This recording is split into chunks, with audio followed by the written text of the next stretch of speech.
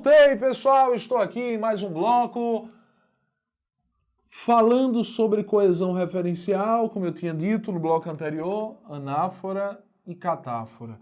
Anáfora é uma referência, por isso o nome, olha, coesão referencial, referência ao que já foi citado. Catáfora, referência ao que será citado. Tudo bem? Vamos aos exemplos. Exemplo 1. O exemplo 1 diz o seguinte, olha. O governo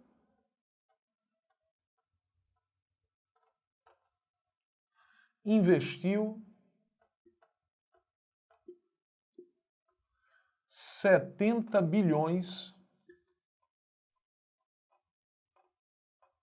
70 bilhões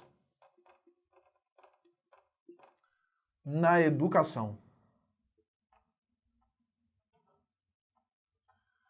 O governo investiu 70 bilhões na educação. Ponto. Esse valor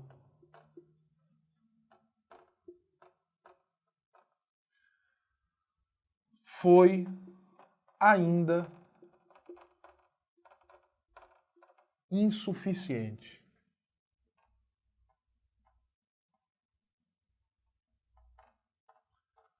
Certo? Então, o governo investiu 70 bilhões na educação. Esse valor foi ainda insuficiente. Bom, eu vou aproveitar aqui, com esse exemplo, para tratar sobre a diferença entre esse, essa, isso, este, esta, isto.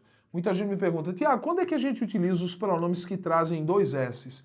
Esse, essa, isso. E quando é que a gente utiliza os pronomes que trazem S e T, né? Este, esta e isto. Olha, esse, essa e isso são pronomes usados para fazer referência anafórica.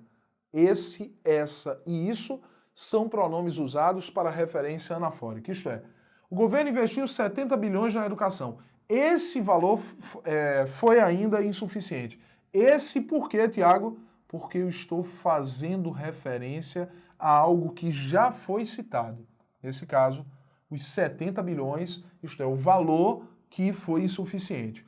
Esse valor foi ainda insuficiente. Quando eu quero fazer referência a algo que já foi citado, nesse caso os 70 milhões, esse, essa ou isso, né? E o que eu tenho aqui é uma relação anafórica. Vou colocar aqui, olha, anáfora.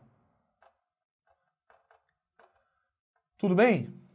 Bom, vou colocar aqui o exemplo 2.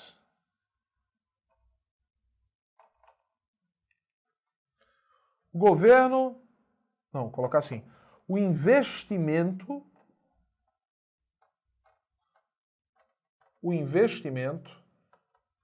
do governo na educação foi este. Foi este. 2 pontos. 70 bilhões.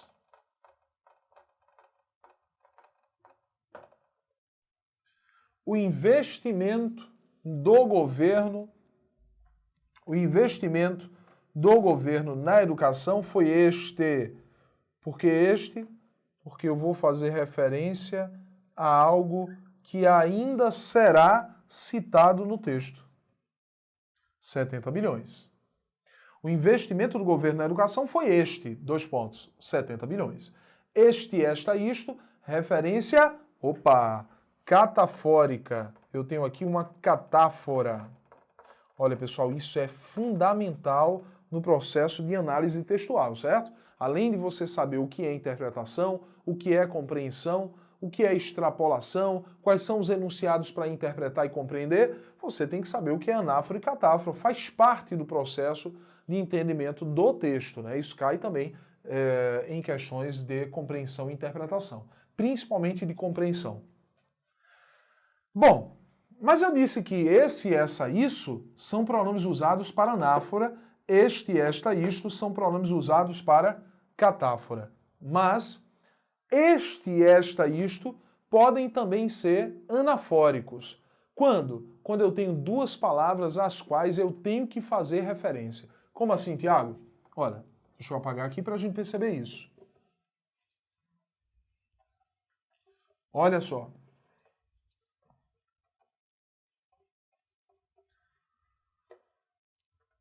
Exemplo 3. João e Pedro são irmãos.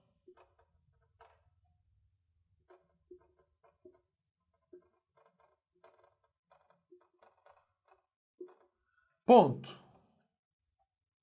Este é médico.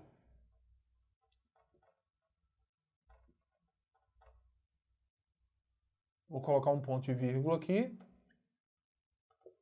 Aquele professor.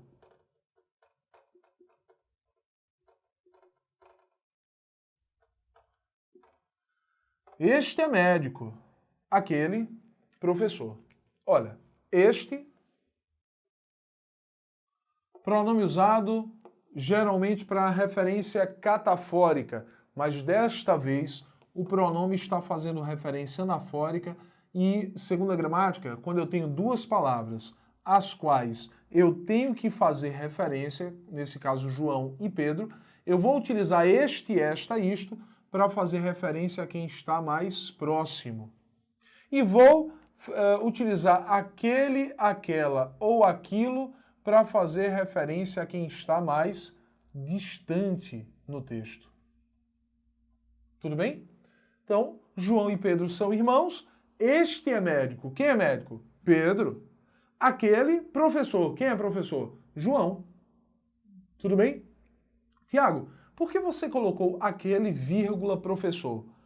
Essa vírgula aqui substitui o verbo que eu omiti. Qual foi o verbo que eu omiti? O verbo ser. Este é médico. Aquele é professor. Para não repetir o verbo, porque eu já utilizei o verbo ser aqui e aqui, para não repetir, eu tirei o verbo e coloquei uma vírgula, isso é possível. Aí a gramática diz que quando eu tenho que separar duas orações e percebo que uma delas já traz vírgula, o que é que eu vou utilizar? Ponto e vírgula para separar essas orações. Lembrando que, nesse exemplo 3, os dois casos são casos de anáfora. Casos de anáfora. Vou mostrar mais um caso aqui, o exemplo 4, para que você entenda o seguinte. Veja, já me perguntaram assim, Tiago, tudo bem, você fez referência a João e Pedro, mas você fez uma referência separada, né? Para um de cada vez. Uma referência primeiro a Pedro, depois uma referência a João. E se você quiser fazer referência aos dois ao mesmo tempo? Aí, João e Pedro são irmãos. E aí eu vou fazer o seguinte, olha. Esses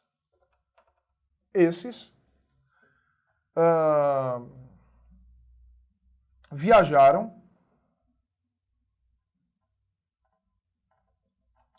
para Miami.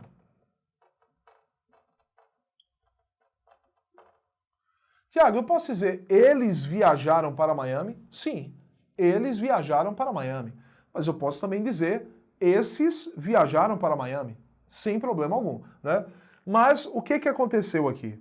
O que aconteceu é que eu tenho João e Pedro, mas eu não quis fazer referência separada, né? Um de cada vez, não. Eu utilizei o pronome esses, que é um pronome anafórico, né, como a gente já viu, para fazer referência aos dois ao mesmo tempo. Fazer referência a João e fazer referência a Pedro. Esses viajaram para Miami, ou eles viajaram para Miami. Também, claro, nós temos aqui uma referência anafórica ou simplesmente anáfora. Anáfora e catáfora são referências, são coesões, ou representam, né, a coesão referencial. Né? anáfora e catáfora representam a coesão referencial. Então entende comigo, relembra. Interpretação é dedução, é inferência. Compreensão é extrair a informação do texto. A compreensão também é chamada de intelecção textual, né? Falamos sobre também processos de coesão e coerência. Falei o que era texto. Texto vem do latim textum, né? Que significa tecido. Por que tecido? Porque o texto, da mesma forma que o tecido, ele está entrelaçado de maneira perfeita, ou pelo menos deveria estar. Todo o texto deveria estar entrelaçado, construído, assim como o tecido está construído, com linhas perfeitamente entrelaçadas. É assim que o texto também deve ser, né? Bom, outro ponto importantíssimo é esse aqui. Tipologia textual. Esse é o último ponto nosso a respeito de textualidade. Tipologia textual. Aí eu tenho o seguinte, veja.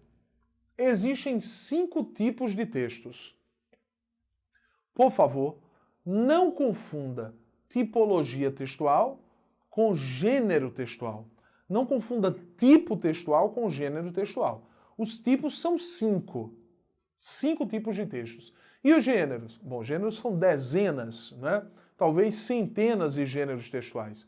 Então, para você entender, vamos lá, eu vou colocar aqui os 5 tipos textuais. Primeiro, olha, narração. Depois, descrição. Depois, dissertação.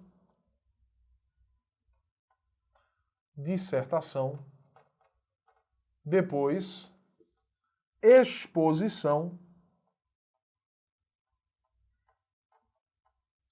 Por último, injunção.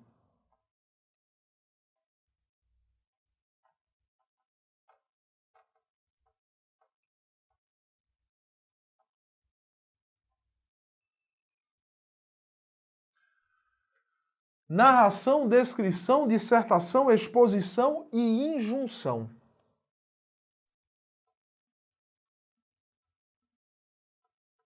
Então nós temos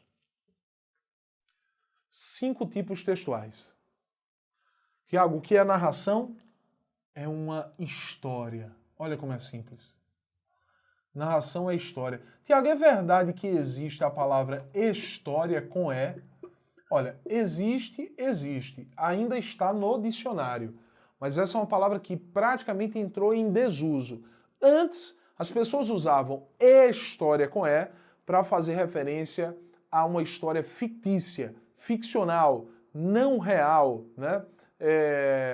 E história com H para fazer referência à história real, né? A história que traz o seu sentido denotativo, literal, né? A história real. História que eu também vou chamar aqui, olha, de sequência de fatos. Sequência de fatos, sequência de acontecimentos.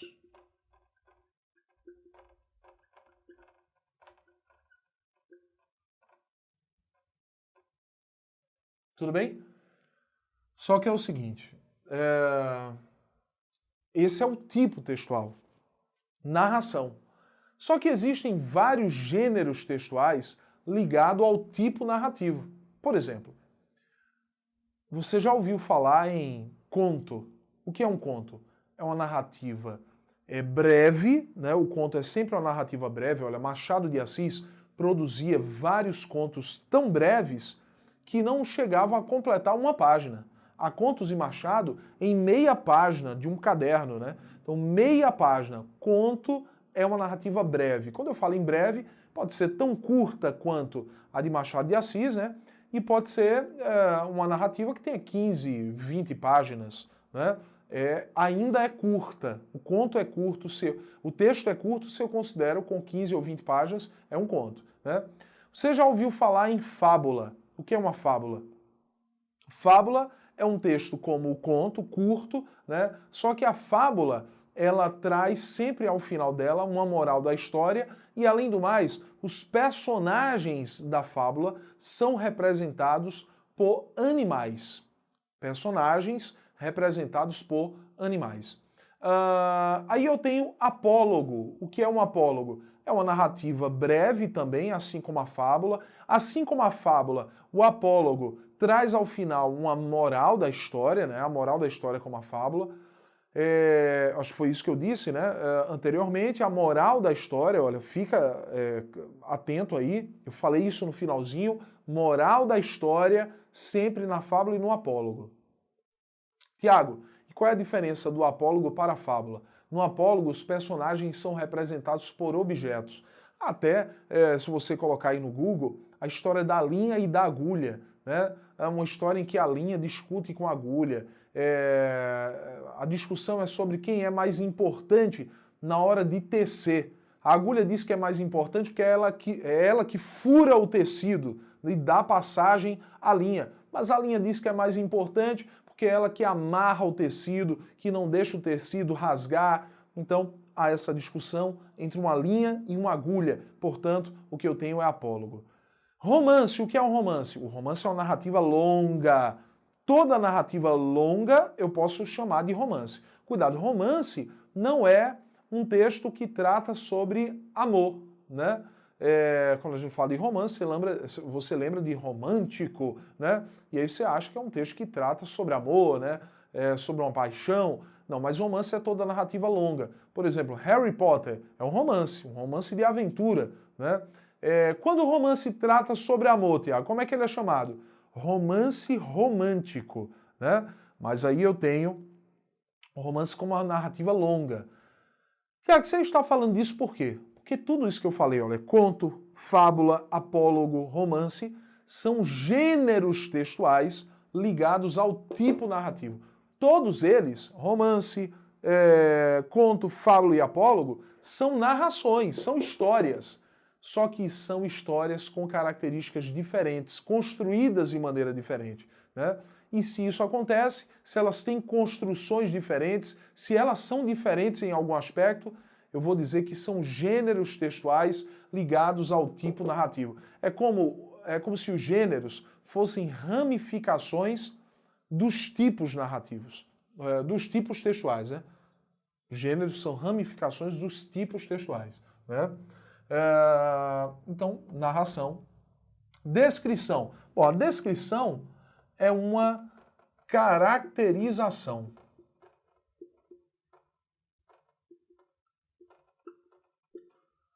Eu vou chamar a descrição também aqui, olha, de fotografia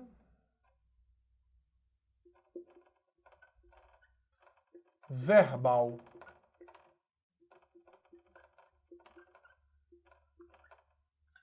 A descrição é uma fotografia verbal. Tiago, como assim fotografia verbal? Olha, imagina que eu estou aqui com uma pessoa cega, né, um deficiente visual.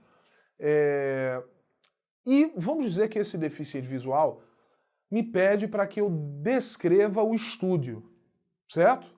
E aí eu vou descrever e digo, olha, o estúdio é uma sala, né, que tem paredes, tem luzes, tem um quadro, né? Eu não posso descrever dessa forma para uma pessoa que não enxerga. Afinal de contas, o que ela quer são os detalhes pormenorizados. Então o que eu vou dizer a essa pessoa é, olha, aqui no estúdio, na minha frente, há uma parede com uma cortina belíssima, né? Atrás de mim existe um quadro, né? Um quadro branco. No estúdio há 1, 2, 3, 4, 5 luzes voltadas para mim, certo? Ao lado, alguns livros em um estante que servem como outro cenário para gravação. Há poltronas, há computadores, há uma televisão. Então, veja, eu vou descrevendo para a pessoa como é esse estúdio. Além do mais, eu vou dizer, olha, as paredes são brancas, né? O estúdio é bem iluminado. Essas características é como se eu tivesse tirando uma foto para essa pessoa. Mas essa pessoa não pode enxergar a foto. Então o que que eu tenho que fazer? Eu tenho que fotografar usando palavras. Então eu vou utilizar as palavras como elementos para fotografar esse ambiente, né? Por isso nós chamamos a descrição de fotografia verbal. Dissertação, Tiago. Bom, a dissertação vai ser entendida como uma discussão. Certo? Dissertação é uma discussão. Um debate, vou colocar aqui, olha. Sempre que você debate sobre um determinado assunto, sempre que você discute sobre um determinado assunto, você está dissertando. Você está dissertando. É claro, quando a gente fala de dissertação para um concurso público, quando a banca pede naquele concurso uma redação, né? Geralmente a redação pedida é uma dissertação. E aí o aluno vai discutir sobre um determinado tema. Só que a dissertação lá que é pedida é uma dissertação argumentativa. O que que o aluno vai ter que fazer? Vai ter que criar uma tese. A tese é uma ideia ligada diretamente ao tema e é aquela ideia na qual o autor do texto acredita como sendo verdadeira e ele vai comprovar que aquela informação, vai comprovar que a tese é realmente verdadeira utilizando argumentos. O que são argumentos? Ideias comprobatórias da tese. Ideias comprobatórias da tese. Né? Então, discussão, debate é a dissertação. Tiago, e exposição? Bom, a exposição é muito confundida com a dissertação, mas aqui eu só tenho isso aqui, olha. Apresentação de informações. No processo chamado exposição, eu tenho uma apresentação de informações. Tudo bem? Eu não vou discutir sobre um tema, eu só vou apresentar o tema. Vou apresentar, falar sobre ele, mas não vou discutir sobre ele. Eu não vou colocar pontos positivos, negativos, causas, consequências, quem concorda, quem discorda, né? Então, eu não vou colocar isso, só vou apresentar.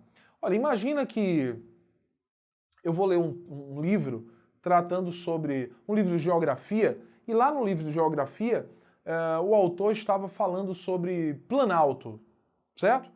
E dizendo o que era Planalto, como era, né? Tiago, mas isso não seria descrição? Talvez houvesse uma parte descritiva. Mas se ele comentasse sobre o Planalto em si, né, eu poderia ter um texto expositivo, sim. Né? Olha, vamos a um exemplo mais claro para você entender. Uma receita culinária. Em uma receita culinária eu tenho duas partes.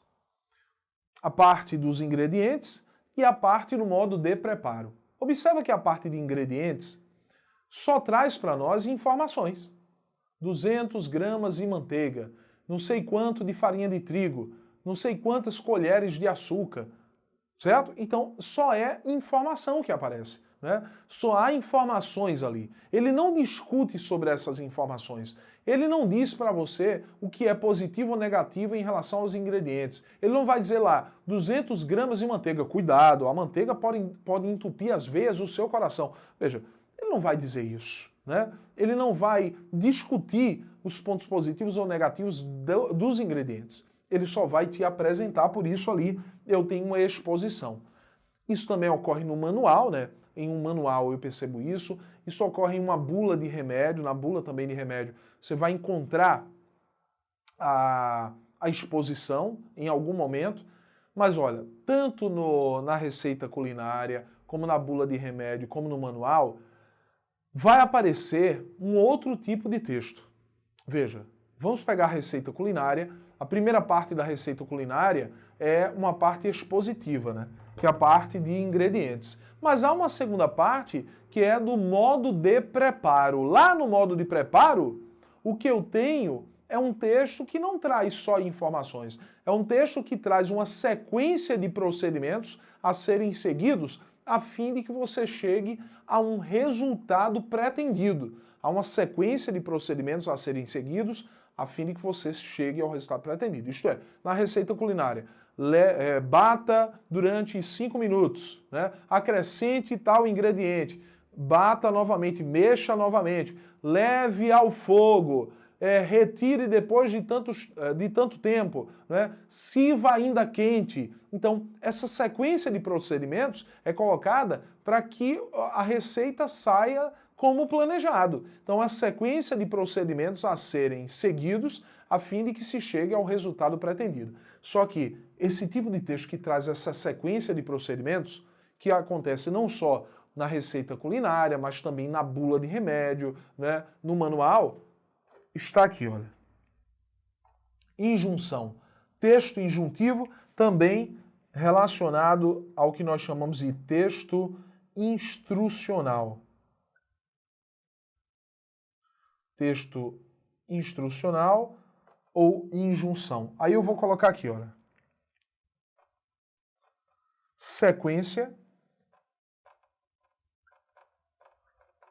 de operações a serem seguidas,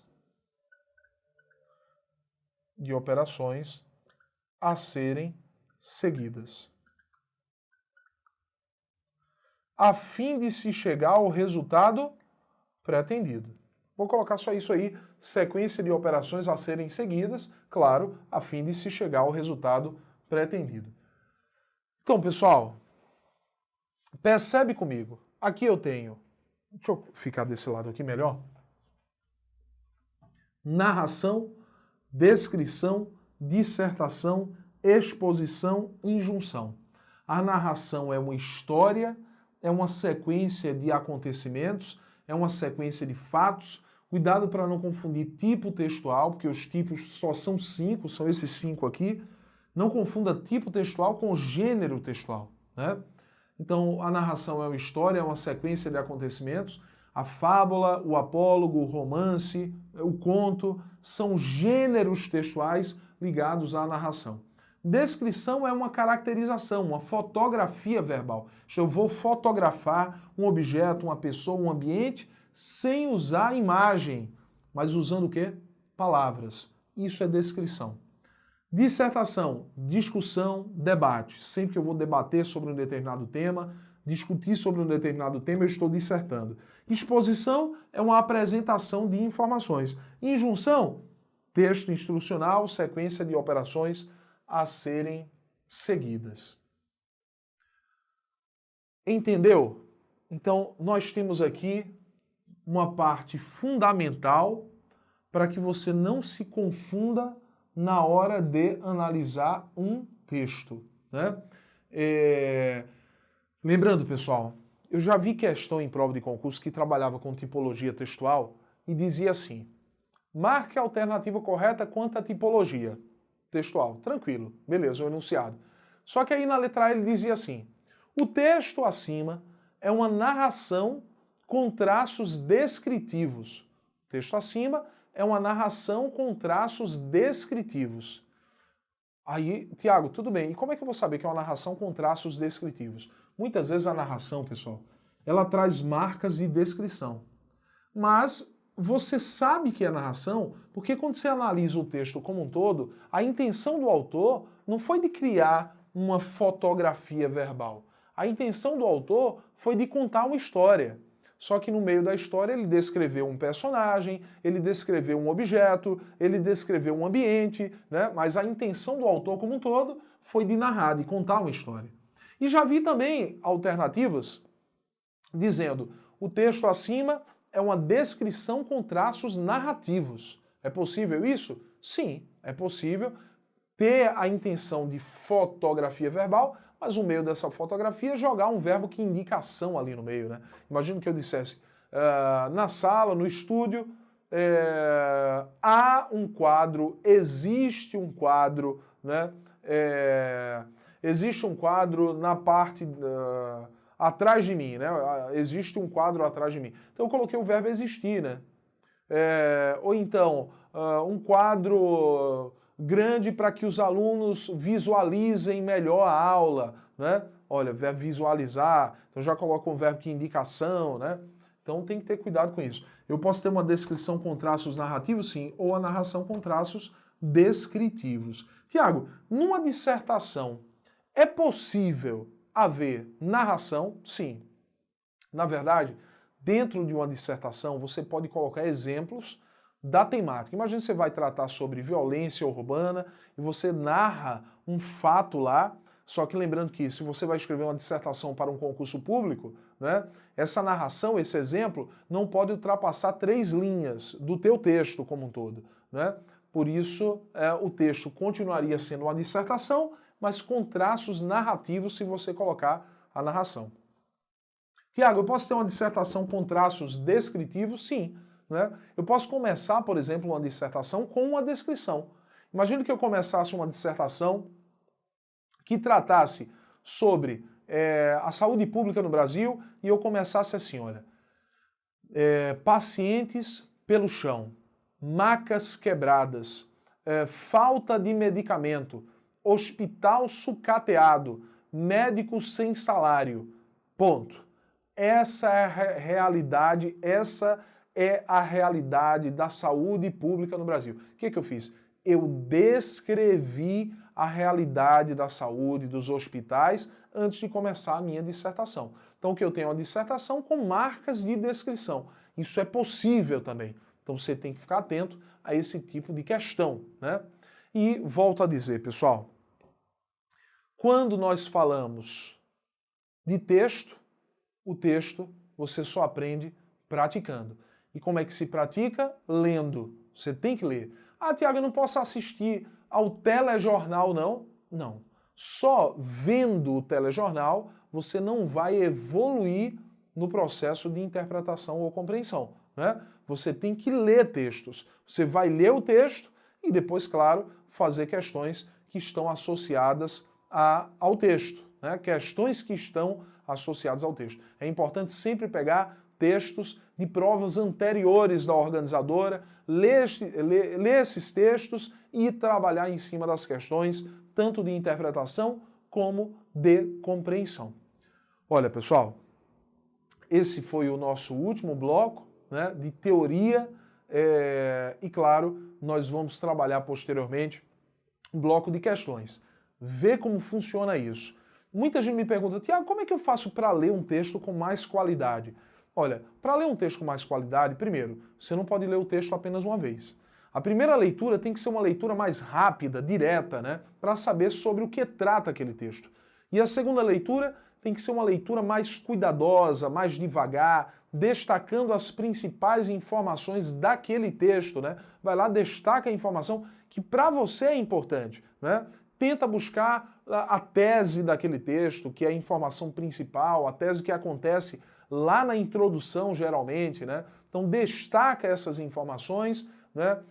Faz um resumo, isso é importante, fazer um resumo ao lado dos parágrafos, né? Leu a introdução, faz um resumo da introdução, né? Leu o primeiro parágrafo, desenvolvimento, faz um resumo ao lado do primeiro parágrafo.